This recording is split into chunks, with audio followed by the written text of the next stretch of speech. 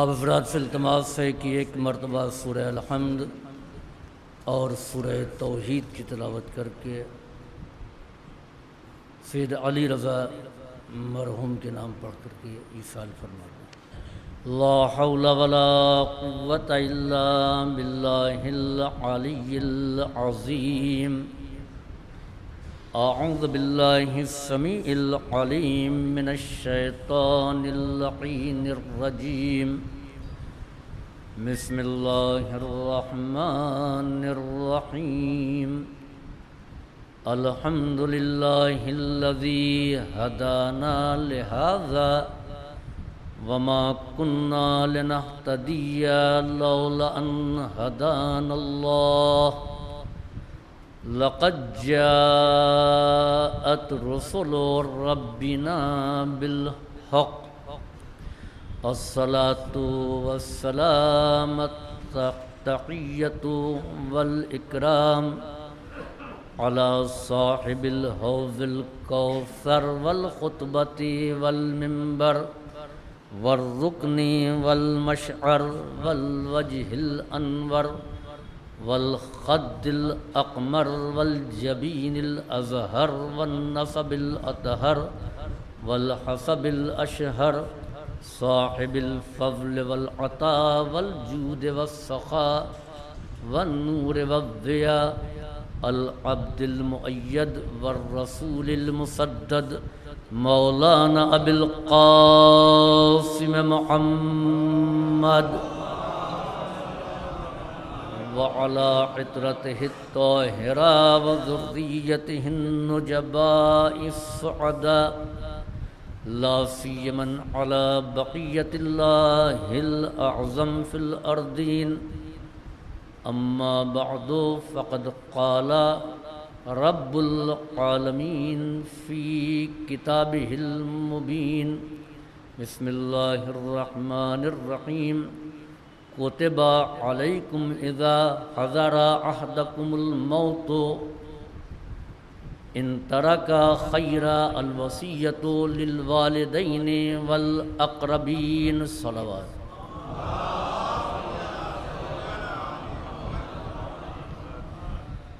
سورہ مبارک بقرہ کی 180 نمبر کی آیت ہے، جس میں صاحبان ایمان کے لیے لازم قرار دیا گیا ہے کتب علیکم، تمہارے اوپر یہ لکھ دیا گیا ہے، اور یہ ویسے ہی ہے جیسے کتب علیکم الصیام، تمہارے اوپر روزے لکھ دیے گئے ہیں۔ کتب علیکم اذا حضر احدکم الموت، تمہارے اوپر یہ لازم ہے کہ جب موت تم سے قریب آئے، اذا حضر احدکم الموت، جب موت تم سے قریب آئے، ان ترک خیرا، اگر تم خیر کو چھوڑ کر کے جا رہے ہو تو الوصیۃ، تو وصیت کرو، کس کے لیے؟ للوالدین والاقربین، اگر ماں باپ زندہ ہیں تو ان کے سلسلے میں وصیت کی جائے گی، اور ماں باپ زندہ نہیں ہیں تو رشتہ داروں اور قرابت داروں کے لیے یہ وصیت کی جائے گی۔ ظاہر بات ہے کہ کسی کو نہیں معلوم کہ موت کب آئے گی، موت کسی لمحے بھی آ سکتی ہے، لہذا وصیت بھی تحریر ہونا چاہیے پہلے سے۔ یہ اور بات ہے کہ حالات کو پیش نظر رکھتے ہوئے وصیتوں میں تبدیلی ہو سکتی ہے، ترمیم ہو سکتی ہے، لیکن ہر مومن کی ذمہ داری یہ ہے، ہر مسلمان کی ذمہ داری یہ ہے کہ وہ اپنی وصیت پہلے سے تحریر کر لے۔ یہاں پر کس سلسلے میں؟ ان طرح کا خیرہ، اگر تم خیر چھوڑ کر کے جا رہے ہو۔ آپ بتائیے کہ خیر انسان چھوڑ کر کے جاتا ہے یا ساتھ لے کر کے جاتا ہے؟ بڑے نمازی تھے، عابد شب زندہ دار تھے، اتنی 1000 رکعتیں چھوڑ کر گئے ہیں، خاندان والوں میں بانٹ دیا جائے، کہیں ایسا ہوا ہے؟ زندگی میں 4 حج کر لیا ہے، چاروں بھائیوں میں ایک ایک حج بٹ جائے، کہیں ایسا ہوا ہے؟ بہت روزہ رکھتے تھے، ماہ مبارک رمضان کے علاوہ سال کے اکثر ایام میں روزہ دار رہے، یہ روزے چھوڑ کے گئے ہیں، کہیں ایسا ہوا ہے کہا نہیں، یہ جتنے بھی خیر ہیں وہ سب لے کر کے جانے والا جاتا ہے، تو جو ہم اپنے ساتھ لے جائیں تو وہی ہمارا سرمایہ ہے نا۔ جس کو ہم نے چھوڑ دیا، جس پر ہمارا اختیار نہیں ہے، جو چیز ہمارے کام نہیں آئے گی وہ سرمایہ نہیں ہے۔ سرمایہ تو وہی ہے جو ہمارے کام آئے۔ دنیا میں یہ روپیہ، یہ رقم، یہ جائیداد کیوں ہمارے لیے اہم تھی؟ کیونکہ ہمارے کام آنے والی تھی۔ لیکن مرنے کے بعد یہ تمام چیزیں آیا واقعاً ہمارے کام آئیں گی یا نہیں آئیں گی؟ اگر ہم نے انتظام کیا ہے تو یہی چیزیں مرنے کے بعد بھی کام آئیں گی، اور اگر انتظام نہیں کیا ہے تو مرنے کے بعد ان سے کوئی بھی ہم کام نہیں لے سکتے ہیں۔ اب خیر سے مراد کیا ہے؟ یا خیر سے مراد نمازیں نہیں ہیں، یا خیر سے مراد روزے نہیں ہیں، یا خیر سے مراد حج نہیں ہے، زکوٰۃ نہیں ہے، خمس نہیں ہے، یہ تمام نیکیاں جو آپ کرتے ہیں یہ ساتھ لے کر کے جائیں گے۔ یا خیر سے مراد ہے مال دنیا۔ مال دنیا کو قرآن خیر کہہ رہا ہے۔ جو تھوڑا سا بھی جن کا رجحان جو ہے خدا کی طرف ہو گیا، وہ سمجھتے ہیں کہ مال بہت بری چیز ہے، دولت بہت بری چیز ہے۔ نہیں، مال کو جب اللہ نے خیر کہا ہے تو یہ خیر ہے۔ مال نہیں خراب ہوتا ہے، انسان خراب ہوتا ہے۔ جب خراب انسان کے ہاتھ میں مال آتا ہے تو مصرف خراب ہوتا ہے، اور جب یہی مال اچھے انسان کے ہاتھ میں آتا ہے تو اس کا مصرف صحیح ہو جاتا ہے۔ تو مال کو خیر کہا ہے، مال میں کوئی خرابی نہیں ہے، خرابی اس کے استعمال کرنے والے انسان میں ہے۔ اگر مال کے پاس زبان ہوتی تو مال کہتا کہ ہمارے اندر کوئی خرابی نہیں آئی ہے، ہم نے آ کر کے اس کو خراب نہیں کیا۔ لوگ کہتے ہیں دولت نے خراب کر دیا ہے، ثروت نے خراب کر دیا ہے، اقتدار نے خراب کر دیا ہے۔ نہیں، یہ خراب تھا لہذا اس نے اس کا مصرف خراب کیا۔ اگر مال کے بعد زبان ہوتی تو وہ کہتا کہ ہم نہیں خراب ہیں۔ جس طریقے سے قیامت کے دن یہ اعلان ہوگا کہ یوم نختم علی افواہہم، ہم تمہارے زبانوں کے اوپر، منہ کے اوپر تالے لگا دیں گے، مہر لگا دیں گے۔ وتکلمنا ایدیہم، اور ہم تمہارے ہاتھوں سے کلام کریں گے، تمہارے ہاتھ جو ہیں یہ ہم سے کلام کریں گے۔ وتشہد ارجلہم، اور تمہارے قدم جو ہیں وہ گواہی دیں گے۔ یعنی زبان کے اوپر پہرا، زبان نہیں بولے گی، بولے گا کون؟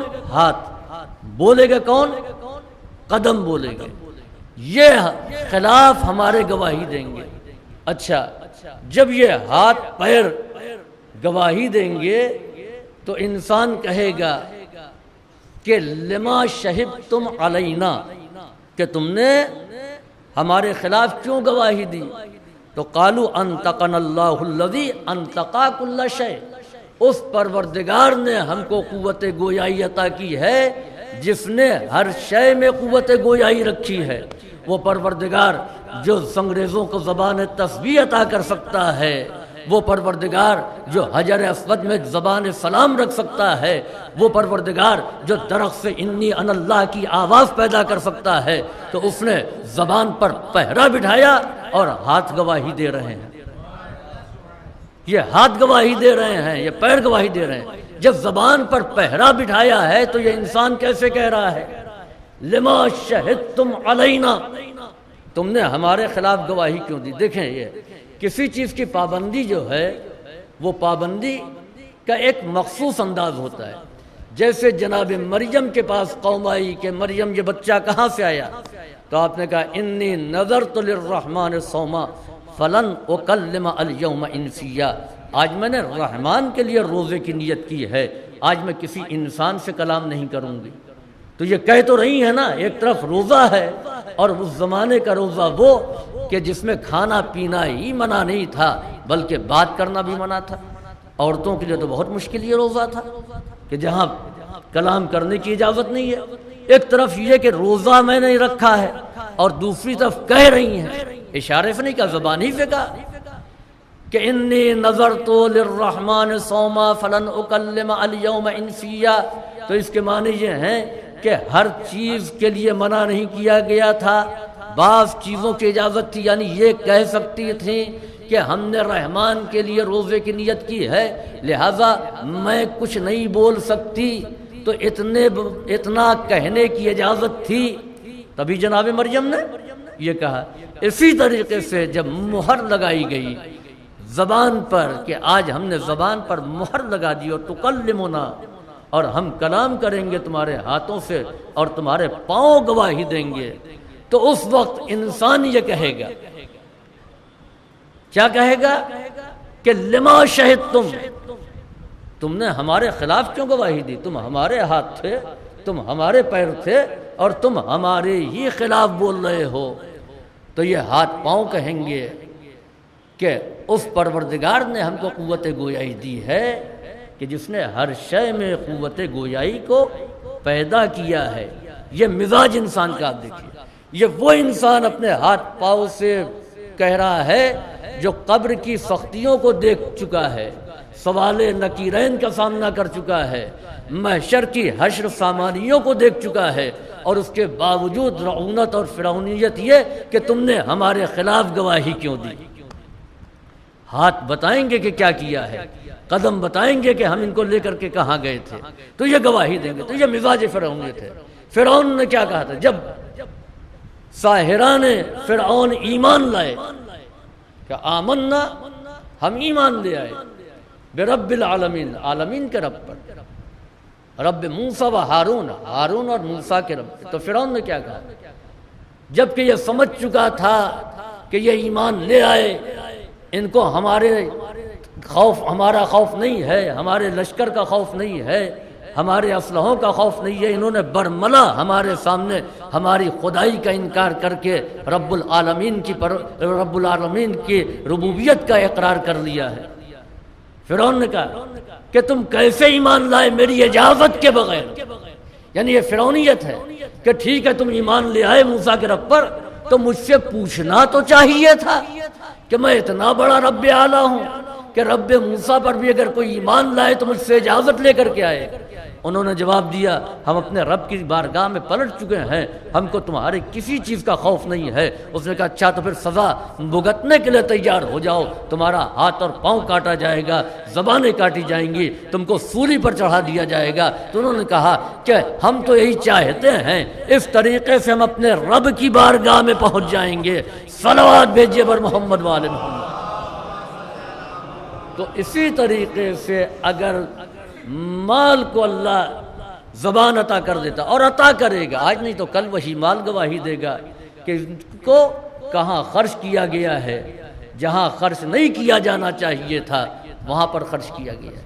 تو عزیزوں اگر خیر کو انسان چھوڑ کر کے گیا ہے، مال کو چھوڑ کر کے گیا ہے، تو اس سلسلے میں وصیت کرے۔ والدین اگر باحیات ہیں تو والدین کے لیے، اور اگر رشتہ دار ہیں تو ان کے لیے وصیت کر کے جائے۔ عزیزوں مال کے لیے متعلق 3 سوالات کیے جائیں گے۔ پہلا سوال کہ یہ مال کیسے آیا، کس طریقے سے آیا، آیا وہ طریقہ حلال تھا یا حرام تھا؟ پہلے یہ بتاؤ کہ مال کو حاصل کہاں سے کیا ہے، کس طریقے سے حاصل کیا۔ دوسرا سوال جب حاصل کیا تو تمہارے پاس یہ رکا کیوں نہیں، اس کو تم نے اپنے پاس سے ضائع کیوں کر دیا؟ اور جب دے دیا یا خرچ کر دیا تو اب یہ سوال ہوگا، اس کے بعد سوال ہوگا، یعنی خرچ ہم نے کیا تو یہ سوال ہوگا کہ اس کو تم نے اپنے پاس روکا کیوں نہیں، اور جب روکا تو یہ سوال ہوگا کہ اس کا تم نے انتظام کیا کیا ہے۔ یہ سوال ہر انسان سے کیا جائے گا، آیا یہ جو تم نے مال جمع کیا ہے، یہ مال اکٹھا کیا ہے، اس کا طریقہ کیا تھا؟ اور یہی سوال اولاد کے سلسلے میں کیا جائے گا، یہ اولاد آئی کیسے، حرام طریقے سے یا حلال طریقے سے؟ اور جب آئی تو تم نے اس کے لیے کیا انتظامات کیے اولاد کے لیے؟ اور پھر اس کے بعد میں جب تم اولاد کو چھوڑ کر کے جا رہے ہو تو تم ان کے لیے انتظام کیا کر کے گئے ہو؟ یہ انتظام روپیہ پیسے والا انتظام نہیں ہے، انتظام ہے آخرت۔ تو پہلا سوال یہ کہ پیسہ آیا کہاں سے؟ یاد رکھیں کہ اس کو رزق نہیں کہا گیا ہے جو رقم حرام ذرائع سے آئے، اس کو رزق نہیں کہا گیا. رزق پروردگار وہ ہے جو جائز طریقے سے اور حلال طریقے سے ہمارے پاس ہے. ایک چیز یہ آنے کے بعد ہم نے خرچ کرنا شروع کر دیا، یعنی رقم کا آنا اس بات کی دلیل نہیں کہ خدا مہربان ہے. اکثر یہ ہوتا ہے کہ ہم سمجھتے ہیں کہ اللہ بہت مہربان ہے. کیوں مہربان ہے؟ کہ آج آمدنی بہت اچھی ہوئی. خدا مہربان ہے. یاد رکھیں کہ دنیا کے اصول اور ہیں، خدائی اصول اور ہیں. دنیا میں کسی کو انعام دیا جاتا ہے تو اس کا طریقہ اور ہے، اور کسی کو سزا دیا جاتا ہے اس کا انداز اور ہے. اگر انعام دیا جاتا ہے تو اس سلسلے میں اس کو رقم دی جائے گی یا کچھ چیز دی جائے گی، تو اس کے معنی یہ ہے کہ سامنے والا خوش ہے اور انعام دے رہا ہے. اس کے برعکس اگر وہ آپ کے خلاف مقدمہ دائر کر رہا ہے یا دروازے پر آ کر کے ڈنڈا لے کے کھڑا ہو گیا، تو اس کے معنی یہ ہے کہ یہ ناراض ہے اور ناراضگی کا اظہار کر رہا ہے. دنیاوی حکومتیں اگر خوش ہوتی ہیں تو خوش ہونے میں انعام و اکرام دیتی ہیں، خوش ہونے کے اوپر جو ہے ایوارڈ عطا کرتی ہیں، اور ناراض ہیں تو ان کی طرف سے سزائیں ہیں. یعنی خوش ہونے کا طریقہ اور ہے، ناراض ہونے کا طریقہ اور ہے. لیکن اللہ کے یہاں انداز ایک ہی ہے. یہ ضروری نہیں ہے کہ اللہ عطا کر رہا ہے تو خدا خوش ہے.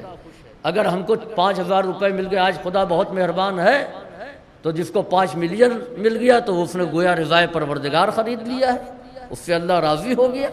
نہیں، پیسوں کا آنا یہاں پر اس بات کی دلیل نہیں کہ خدا راضی ہے. دولت کا آنا، یاد رکھیں کہ اللہ کے ہاں انداز سزا اور انعام دونوں ایک ہی ہے. چنانچہ ارشاد ہو رہا ہے کہ فانظر الی آثار رحمت اللہ کیف یحیی الارض بعد موتها. دیکھو آثار رحمت الہی کو دیکھو، اس کے رحمت کے آثار کو دیکھو. پانی برسا کہ یہ آثار رحمت ہے، یہ بارش کہ کس طریقے سے زمین کو زندہ کر دیا. تو یعنی یہ پانی کیا ہے؟ یہ آثار رحمت ہے، رحمت پروردگار ہے. اب آئیے، یہی پانی نازل ہوا قوم نوح پر. قوم نوح غرق ہو گئی، تباہ ہو گئی، برباد ہو گئی. تو یہی پانی رحمت بنا، یہی پانی عذاب بنا. تو خدا کیا عذاب اور رحمت کا طریقہ ایک ہے. تو یہ دولت آ رہی ہے، یہی دولت ناراضگی پروردگار کی بھی دلیل ہے، یہی دولت خوشنودی پروردگار کی بھی دلیل ہے. ورنہ اس نے فرعون کو بھی دولت دیا، قارون کو بھی خزانے دیے، نمرود کو بھی حکومت دی. بہت سے ایسے افراد اس دنیا میں گزرے جن کو اللہ نے دولت دی ہے. تو کیا یہ سب کے سب اللہ کی خوشنودی کی نشانی ہے کہ خدا ان لوگوں سے خوش ہے اس لیے اللہ نے ان کو اتنی نعمتوں سے نوازا ہے؟ نہیں، یاد رکھیں کہ اللہ ناراض ہوتا ہے تب بھی عطا کرتا ہے، خوش ہوتا ہے تب بھی عطا کرتا ہے. اس کا اندازہ خود انسان اپنے کردار سے لگائے کہ نالائقی کے باوجود، پیشانی کو سجدے میں نہ رکھنے کے باوجود، روزہ خوری کے باوجود اللہ نوازتا جا رہا ہے. تو اس کے معنی یہ نہیں ہے کہ اس کا انعام ہے، اس کے معنی یہ ہے کہ وہ ہم کو ڈھیل دے رہا ہے. یہی دولت ہمارے لیے سزا بن جائے گی. میدان محشر میں ہم حساب دیتے دیتے عاجز ہو جائیں گے. صلوات بھیجیے بر محمد والے محمد. ہم اپنے کردار سے پوچھیں، اگر ہمارے کردار اچھا ہے، ہم اطاعت پروردگار کرتے ہیں، ہم پابند صوم و صلاۃ ہیں، ہم نماز شب کے عادی ہیں، ہم مستحب روزے رکھتے ہیں، ہم خمس نکالتے ہیں، ہم زکوٰۃ ادا کرتے ہیں، ہم کار خیر کرتے ہیں، ہم اپنی زبانوں کو غیبت سے پاک کرتے ہیں، ہم کسی سے حسد نہیں کرتے، کسی کی چغل خوری نہیں کرتے ہیں، اور تب اللہ انعام دے رہا ہے. تو اس کے معنی یہ ہے کہ خدا خوش ہے. اور یہ سارے عیب پائے جاتے ہیں، اس کے باوجود اللہ نواز رہا ہے. تو اس کے یہ معنی نہیں ہے کہ خدا خوش ہے، بلکہ اس کے معنی یہ ہے کہ خدا دولت کے ذریعے ہم کو سزا دے رہا ہے. صلوات بھیجیے بر محمد والے محمد. تو ایک چیز تو یہ ہے کہ دولت کے بارے میں دیکھا جائے گا، پوچھا جائے گا یہ دولت آئی کہاں سے، یہ تم نے حاصل کہاں سے کیا، اس میں کتنا حق امام تھا تم نے دیا، کتنا حق سادات تھا اس کو ادا کیا. اس کے بارے میں سخت سوال ہوگا. اس کے بعد اس کو خرچ کہاں کیا؟ نام و نمود کے لیے، شہرت کے لیے، فضول خرچی کے لیے، عالیشان بنگلے پہ بنگلہ تعمیر کرنے کے لیے۔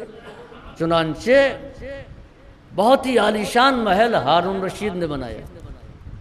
دیکھیے، اچھا گھر بنانا اس سے شریعت نے منع نہیں کیا، بہترین گھر بنائیے۔ اعلیٰ ابن رفیع نے حارثی نے بہت اچھا گھر بنایا، امیر المومنین کو مدعو کیا۔ بعض لوگوں نے سوچا کہ امیر المومنین سرزنش کریں گے،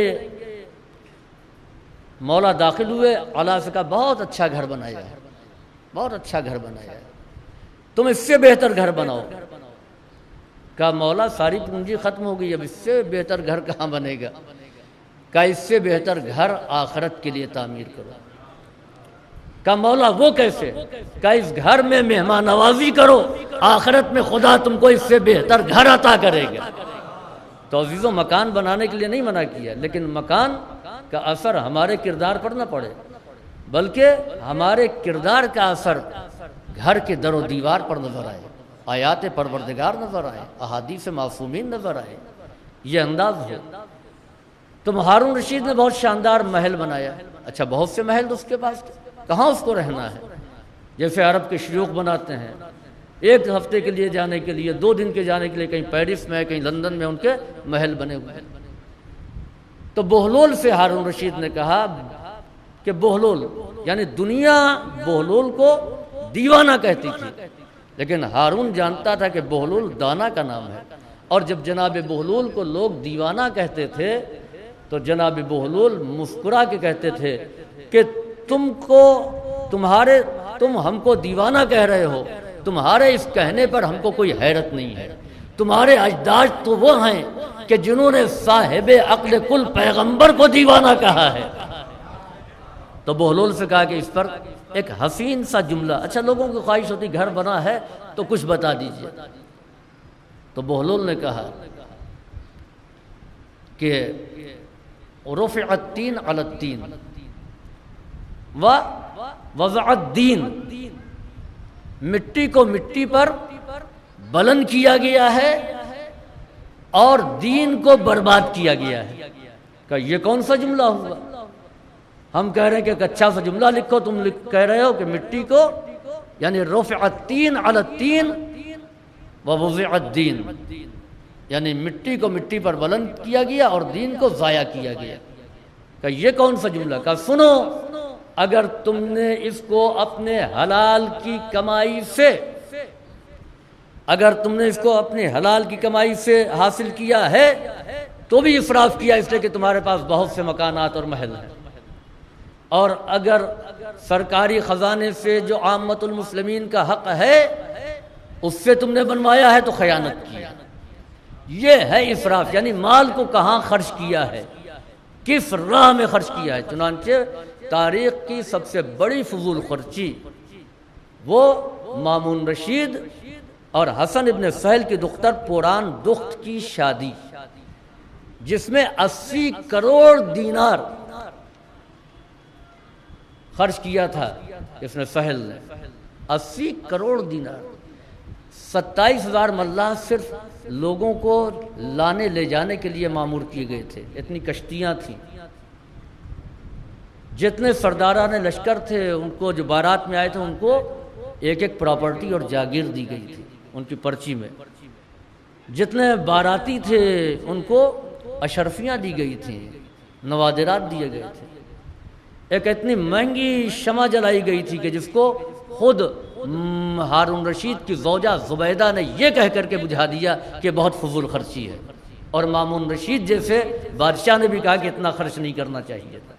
چنانچہ مامون نے پوچھا اپنی ماں زبیدہ سے کہ کتنا خرچ کیا ہوگا اس نے؟ کہا 30 کروڑ دینار۔ جب سہل کو یہ معلوم ہوا اس نے کہا ان کو کیا پتا، انہوں نے رقم خرچ کی ہے، رقم تو میں نے خرچ کیا ہے 80 کروڑ دینار۔ تو یہ کیا ہے؟ اسراف۔ یہ مبذرین کیا ہیں؟ شیطان کے بھائی ہیں۔ اگر رقم آئی ہے تو کہاں خرچ کیا ہے؟ خرچ وہاں کرنا ہے کہ جہاں خدا چاہے، وہاں خرچ نہیں کرنا ہے کہ جہاں خدا نہ چاہے۔ اچھا، ہم نے یہ کیا کہ حلال طریقے سے رقم کو حاصل کیا، کامیاب ہو گئے۔ ہم نے حرام میں خرچ نہیں کیا، جہاں خدا نے کہا یہاں نہیں خرچ کرنا چاہیے نہیں خرچ کیا۔ جہاں اس نے کہا کہ یہاں خرچ کرنا چاہیے ہم نے خرچ کر دیا۔ چنانچہ جناب عبداللہ ابن جعفر جو بہت ہی فقیہ تھے، فیاض تھے، ان کو کسی نے لکھ کر کے بھیجا، کہا کہ لا خیر فی الاسراف، آپ بہت فضول خرچی کرتے ہیں، لوگوں میں بانٹتے رہتے ہیں، دیتے رہتے ہیں، لا خیر فی الاسراف۔ تو جناب عبداللہ ابن جعفر نے جواب لکھا، اپنی طرف سے کچھ نہیں، اس نے کیا لکھا؟ لا خیر فی الاسراف، اسراف میں کوئی خیر نہیں ہے۔ انہوں نے لکھا لا اسراف فی الخیر، خیر میں خرچ کرنے میں کوئی اسراف نہیں ہے۔ صلوات بھیجیے بر محمد وآل محمد۔ اگر خیر کی راہ میں خرچ کیا جا رہا ہے تو اس میں کوئی اسراف نہیں ہے، اس کو اسراف نہیں کرتے ہیں۔ تو اللہ نے جہاں چاہا وہاں پر ہم نے خرچ کیا، اور جیسے چاہا ویسے حاصل کیا، اب کامیاب ہو گئے نا۔ اب آئیے اس کے بعد کی ذمہ داری، یہ مال ہمارے وہیں تک کام آئے گا جب تک ہم زندہ ہیں، زندگی کے بعد تو یہ مال کام آنے والا نہیں۔ اب بعد میں آنے والا اگر اس کو گناہ کی راہ میں صرف کرتا ہے تو ذمہ دار ہم، اگر کار خیر میں خرچ کرتا ہے تو کوئی بات نہیں۔ یعنی یہ خوف خود جناب زکریا کے لیے تھا۔ چنانچہ جناب زکریا نے فرمایا کہ انی خفت موالی من ورائی وکانت امراتی عاقرہ، پروردگارا میں اپنے پیچھے اپنے رشتہ داروں سے خوف زدہ ہوں، میری زوجہ بانجھ ہے عاقرہ، فہب لی من لدنک ولیہ، پس اپنے پاس سے مجھے کوئی میرا جانشین دے دے، یرثنی و یرث من آل یعقوب، جو میرا وارث بنے اور آل یعقوب کا وارث بنے۔ یہ کون دعا کر رہا ہے؟ جناب زکریا۔ کس لیے؟ کہ جو ہم چھوڑ کر کے جا رہے ہیں، ہم رشتہ داروں کو دیکھ رہے ہیں معصیت میں صرف کر دیں گے، لہذا اس کا انتظام ہونا چاہیے، اس کا انتظام ہونا چاہیے۔ انتظام کس طریقے سے؟ یعنی اللہ نے اولاد عطا کیا ہے تو اس کی صحیح تربیت ہونا چاہیے۔ اولاد چاہے بیٹی کی شکل میں ہو چاہے بیٹے کی شکل میں ہو۔ اچھا، بیٹی کی شکل میں جب اولاد ہوتی ہے تو اکثر افراد ناپسندیدگی کا اظہار کرتے ہیں۔ اچھا چلیے، مرد ناپسند کریں کوئی بات نہیں ہے، عورتیں یہ دادی، یہ نانی، یہ پھوپھی، بیٹی پیدا ہوگی، جبکہ وہ خود بھی کسی کی بیٹی ہیں۔ جانے دیجیے عام لوگ ہیں، جناب مریم کی ماں جن کو اللہ نے مریم جیسی بیٹی عطا کی، وہ بھی یہ کہہ رہی ہیں کہ میں نے تو بیٹے کی امید کی تھی، خوش نہیں ہوئی، میں چاہتی تھی کہ بیت المقدس کی حفاظت کے لیے یا اس کی خدمت کے لیے میں اس کو وقف کروں گی، یہ تو بیٹا ہے، بیٹی بیٹے کے مانند کیسے ہو سکتی؟ تو یہ مزاج ہے کہ بیٹی ہے تب بھی اور بیٹا ہے تو دونوں کی پرورش، جب تک چھوٹا ہے گھر میں ہے نگاہوں کے سامنے ہے آپ اس کی تربیت کر رہے ہیں، لیکن جب باہر نکلنے لگا تب بھی نگرانی۔ یہاں پر بیٹی کی نگرانی آسان ہے، اس لیے کہ بیٹی یا عورت وہ ہمیشہ نگرانی میں ہوتی ہے، گھر میں ہے تو ماں باپ کی نگرانی میں، اور جب گھر سے باہر گئی تب بھی نگرانی میں، تب بھی نگاہوں کے سامنے، بس یہ اور بات ہے کہ نگاہیں بدل گئیں۔ تو اس کو پروردگار عالم نے کبھی تنہا نہیں چھوڑا، لیکن انسان بیٹی کی ولادت کے موقع پر وہ خوشی کا اظہار نہیں کرتا جو بیٹے کی ولادت کے موقع پر کرتا ہے، یہ انسانی کمزوری ہے۔ لیکن یاد رکھیں کہ تربیت کے میں اگر ہم ناکام رہے بیٹے کی تربیت میں، بیٹا بگڑ گیا تو ہمارے اور آپ کی عزت پر کوئی حرف نہیں آتا، لیکن خدا نخواستہ بیٹی نے غلط قدم اٹھایا تو یہ کہتے ہیں کہ عزت چلی گئی۔ تو اس کے معنی یہ ہے کہ اللہ نے باعث عزت بیٹی کو بنایا ہے، بیٹے کو نہیں بنایا ہے، یعنی جس کو عزت کہا گیا ہے اس کا نام بیٹی ہے۔ صلوات بھیجیے بر محمد والے محمد، کہ دونوں کی تربیت کی جائے اچھے انداز میں، اچھی طریقے سے، کہاں جا رہے ہیں کہاں آ رہے ہیں اس بات کا خیال کیا جائے۔ یہ مال اور اولاد یہ ہمارے لیے آزمائش ہیں، اب ہم یہ دیکھا جائے گا کہ ہم اس آزمائش میں کہاں تک کامیاب ہوتے ہیں۔ یہ مال اور اولاد زینت ہیں حیات دنیا کے لیے، لہذا ان کو برا نہیں کہا گیا ہے، نہ اولاد کو اور نہ مال کو۔ اب یہ ہماری ذمہ داری ہے کہ ہم ان کے ساتھ کیا کرتے ہیں۔ اچھی تربیت کریں گے تو یہ اچھے ہوں گے، غافل ہو جائیں گے پھر دنیا کمانے میں لگ جائیں گے تو دنیا تو مل جائے گی، اولاد بگڑ جائے گی۔ تو اس لیے دونوں طرف متوجہ کیا گیا ہے۔ تو سوال یہ کیا جائے گا کہ مال کے بارے میں فکر کیا کیا، اس لیے کہ کیا ضمانت ہے کہ آگے آنے والا جو ہے وہ اس کو باقی رکھے۔ اچھا آپ دیکھیے جناب مریم جن کے لیے ان کی ماں کہہ رہی ہیں کہ تو بیٹی پیدا ہوئی، کس منزل پر تھی کہ جناب زکریا جب پہنچے تو محراب میں ان کے پاس نعمتوں کو پایا، پوچھا کہاں سے آیا، کہ من عند اللہ، اللہ کی طرف سے، وہ جس کو چاہتا رزق عطا کرتا ہے۔ اب یہاں پر جب یہ دیکھا کہ جنت سے نعمتیں مریم کے لیے آ رہی ہیں تو اس کو دیکھ کر کے جناب زکریا کے دل میں ایک تحریک پیدا ہوئی، ذہن میں خیال آیا کہ وہ پروردگار جو مریم کو جنت کا میوہ دے سکتا ہے تو وہ پروردگار ہم کو میوہ اولاد بھی دے سکتا ہے۔ چنانچہ قرآن نے کہا ہونا لکا دعا زکریا، تب اس جگہ پر زکریا نے دعا کی۔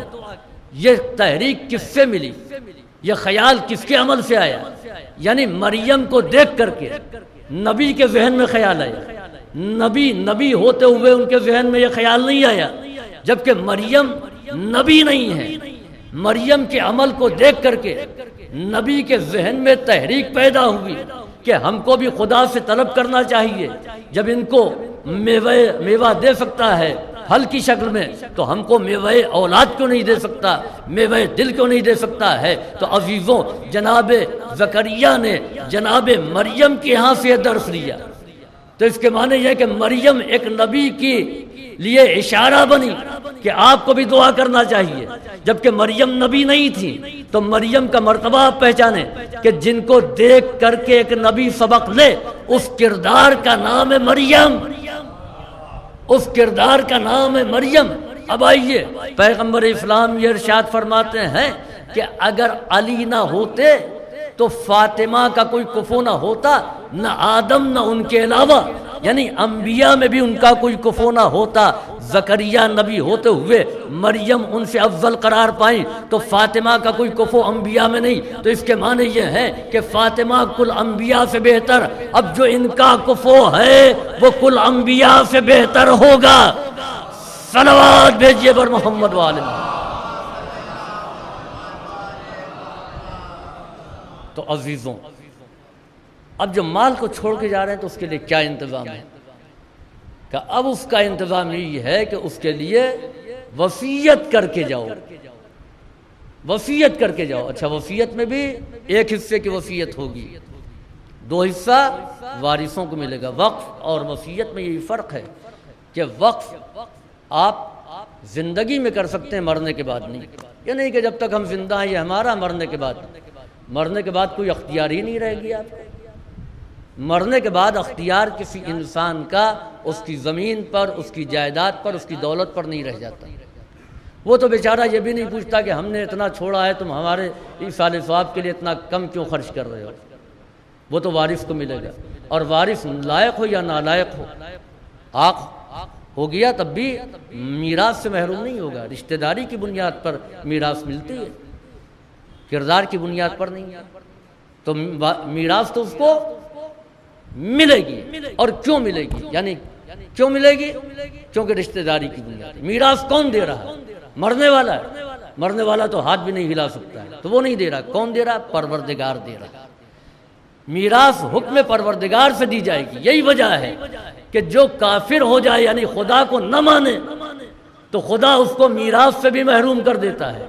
بد کردار بیٹا تو پا جائے گا، لیکن خدا کا انکار کرنے والا بیٹا نہیں پائے گا۔ اس لیے کہ میراث باپ نہیں دے رہا ہے، خدا کا قانون دلوا رہا ہے۔ جب خدا کو نہیں مانتا ہے تو اس سے میراث بھی وہ نہیں پا سکتا۔ صلوات بھیجیے بر محمد والے محمد۔ تو کہا دیکھو آئندہ آنے کے لیے تم انتظام کر کے جاؤ، اور وہ کیا؟ مال چھوڑ رہے ہو تو مال کے لیے وصیت کر کے جاؤ تو تمہاری ذمہ داری ختم ہو گئی، اور وارث کو اور شریف وارث چھوڑ کر کے جاؤ، یعنی وارث کی ایسی تربیت کرو کہ وہ شریف ہے، تو یہی مال مرنے کے بعد بھی تمہارے کام آتا رہے گا۔ صلوات بھیجیے بر محمد وآل محمد۔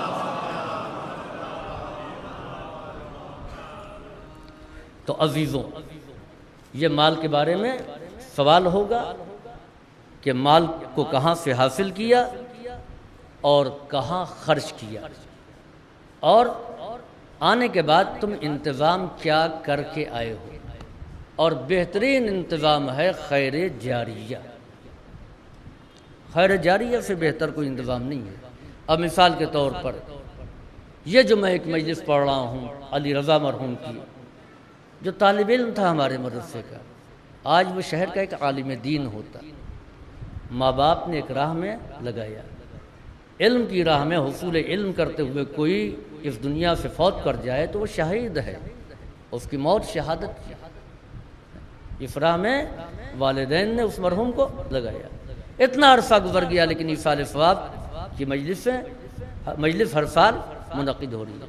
تو یہ جو مجلس ہو رہی ہے، ایک ثواب تو احمد بھائی کو ملے گا، حسن کو ملے گا، ان کے بھائیوں کو ملے گا، کیونکہ انہوں نے مجلس کی ہے۔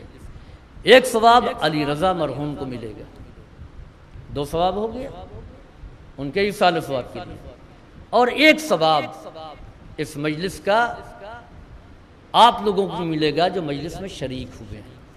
تو مجلس ایک ہے، تین طرف ثواب گیا نا، چوتھا ثواب حقیر کو بھی ملے گا، کیونکہ میں نے مجلس پڑھی ہے، لیکن شرط یہ ہے کہ اگر نیت یہ ہے کہ خوب واہ واہ ہو تو ہم کو کچھ نہیں ملے گا۔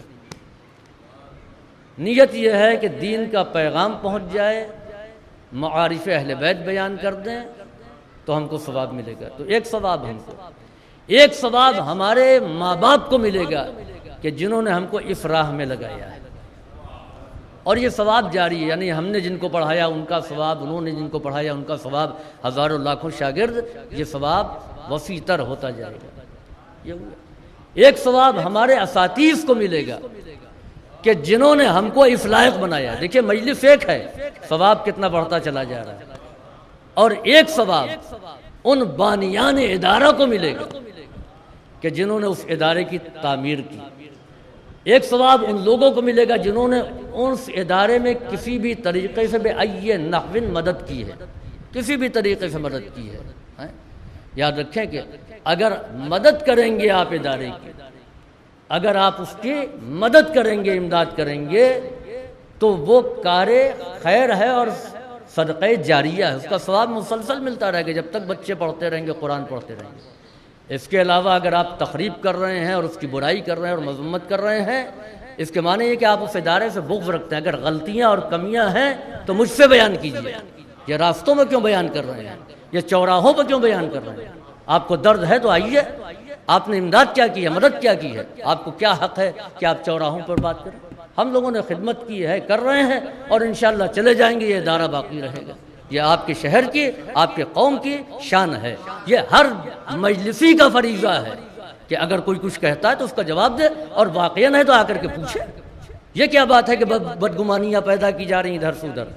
تو یاد رکھیں کہ ادارے میں مدد کرنا بھی یک صدقہ جاریہ۔ جن لوگوں نے بھی جس اعتبار سے مدد کی ہے، جس نے عمارت بنائی ہے، جس نے کمرے بنائے ہیں، جس نے پانی کا انتظام کر دیا ہے، جس نے جو ہے مسجد میں انتظام کر دیا، فرش بنوا دیا، تو یہ کار خیر اور خیر جاریہ ہے۔ تو عزیزوں یاد رکھیں کہ مال کے بارے میں سوال ہوگا، کہاں سے حاصل کیا ہے، کہاں پر خرچ کیا ہے، اور اس کا انتظام تم کیا کر کے آئے۔ اور یقین مانیں کہ اللہ والوں نے ایسے ہی انتظام کیا ہے، اسی انداز سے انتظام کیا ہے، اسی اعتبار سے انتظام کیا ہے، اسی عنوان سے انتظام کیا ہے کہ باقی کے لیے وہ کار خیر چھوڑ کر کے گئے ہیں۔ عزیزوں، امام حسین علیہ السلام کے ساتھ جو لوگ آئے تھے، وہ لوگ ایسا نہیں ہے کہ غریب و نادار و مفلس تھے سب، اس میں سے بہت سے لوگ تھے جو جاگیروں والے تھے، جن کی تجارت تھی، جو اپنے قبیلوں کے سردار تھے، ان کا ایک مقام اور مرتبہ تھا۔ ہر تو خراسان کی گورنری چھوڑ کر کے آیا تھا، لشکر کی سرداری چھوڑ کر کے آیا تھا، ذوالحرقین سردار تھے۔ یہ تمام وہ افراد تھے کہ جو واقعہ کربلا میں امام مظلوم کے ساتھ شامل تھے۔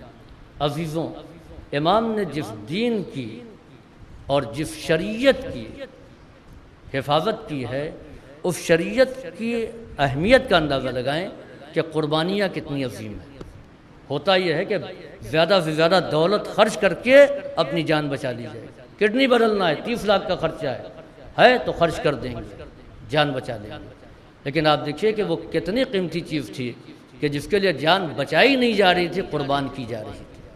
اور کیسی کیسی جانیں، کوئی رجل فقیہ، کوئی محدث، کوئی مفسر، کوئی ہم شبیہ حسن مجتبی، کوئی ہم شبیہ پیغمبر اکرم، ایسے افراد کو امام حسین نے قربان کیا تھا۔ میں لفظ بدل دوں کہ عباس کے بازو کسی معمولی مقصد کے لیے قربان کیے جا سکتے تھے کیا؟ اون محمد کو کسی معمولی مقصد کے لیے قربان کیا جا سکتا تھا؟ یا قاسم کا لاشا کسی عام مقصد کے لیے پامال ہو سکتا تھا؟ کیا علی اصغر کا گلا کسی عام مقصد کے لیے چھدایا جا سکتا تھا؟ کیا علی اکبر کی جوانی کسی معمولی مقصد کے لیے امام قربان کر سکتے تھے؟ عزیزوں، آخری سہارا تو صرف جناب علی اکبر ہی تھے نا، اپنے باپ کا سہارا تھے۔ امام نے علی اکبر کو بھی مقتل کی جانب رخصت کر دیا، اے میرے لال جاؤ، خدا حافظ، تم بھی اپنی جان دین خدا کی راہ میں قربان کر دو۔ عزیزوں، امام باہر آ کر کے اس مقام پر بیٹھے جہاں سے مقتل نظر آ رہا تھا۔ اچانک مظلوم کربلا نے دیکھا ایک پہلوان صف سے نکلا جو علی اکبر کے مقابلے میں آیا۔ امام کے چہرے کا رنگ متغیر ہوا۔ ام لیلہ نے کہا، میرے آقا خیریت تو ہے؟ کیا میرا لال علی اکبر نہیں رہا؟ کہا نہیں، علی اکبر ہیں۔ علی اکبر کے مقابلے میں ایک پہلوان آیا ہے، میں نہیں چاہتا کہ علی اکبر اس کے مقابلے میں زیر ہوں۔ میرا لال بہادر ہے مگر پیاسا ہے، میرا لال شجاع ہے مگر بھوکا ہے۔ جاؤ تم ماں ہو، دعا کرو کہ میرے فرزند کو اللہ کامیابی عطا کرے۔ ابھی ادھر ام لیلہ کی دعا تمام نہیں ہونے پائی تھی کہ علی اکبر بابا کے پاس پلٹ آئے۔ یہ خبر مل گئی ماں کو کہ بیٹا باپ کی خدمت میں حاضر ہو گیا۔ صرف کہا، بابا تھوڑا سا پانی مل جاتا تو میں ایسی جنگ کرتا کہ واقعی کربلا کو لوگ یاد رکھتے۔ پانی نہیں تھا، امام نے اپنی زبان دی، بابا آپ مجھ سے زیادہ پیاسے ہیں۔ انگوٹھی دے کر کے مظلوم کربلا نے یوسف کربلا کو رخصت کیا۔ اب یہاں سے ایک روایت جو میں نے دیکھا نہیں ہے، سنا ہے۔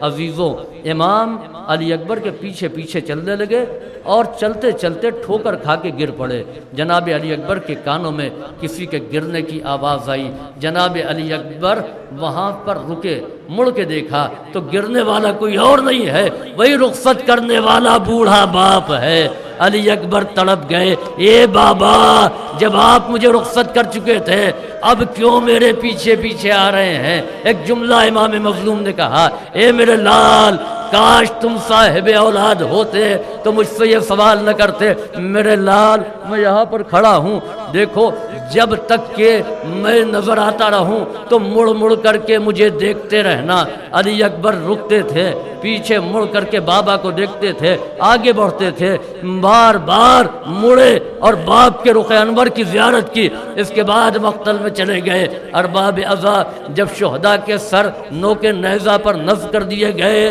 تو ایک نیزہ پر جناب علی اکبر کا سر تھا، دوسرے نیزے پر مظلوم کربلا کا سر تھا۔ علی اکبر کے سر کا نیزہ ایک ظالم اٹھایا تھا اور امام حسین کا سر جس نیزے پر تھا اس کو خولیے اصبحی ملعون اٹھائے ہوئے تھا۔ لیکن دیکھنے والوں نے دیکھا کہ جس طرف امام حسین کا رخ ہوتا تھا علی اکبر کا سر گھوم کر کے نیزے سے اس جانب ہو جاتا تھا۔ نیزہ بردار اس رخ کو مجمع کی طرف کرتا تھا لیکن چہرہ پھر بابا کی جانب ہو جاتا تھا۔ مجھے نہیں معلوم کہ اس کا سبب کیا ہے، مگر اتنا ضرور یاد ہے کہ امام نے کہا تھا، اے بیٹا مجھے مڑ مڑ کر کے دیکھتے رہنا۔ یہ علی اکبر کا نیزے پر سر نہیں گھوم رہا ہے، یہ مڑ مڑ کر کے بابا کو دیکھ رہے ہیں۔ سیعلم الذین ظلموا ای منقلب ینقلبون۔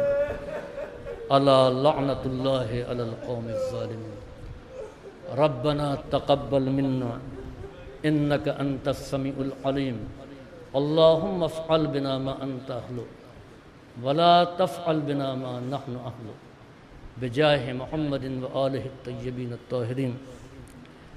اب حضرات سے التماس ہے کہ ایک مرتبہ سورہ الحمد اور سورہ توحید کی تلاوت کر کے مرحوم علی رضا ابن سید احمد رضا صاحب کے نام پڑھ کے ایصال فرمائیں۔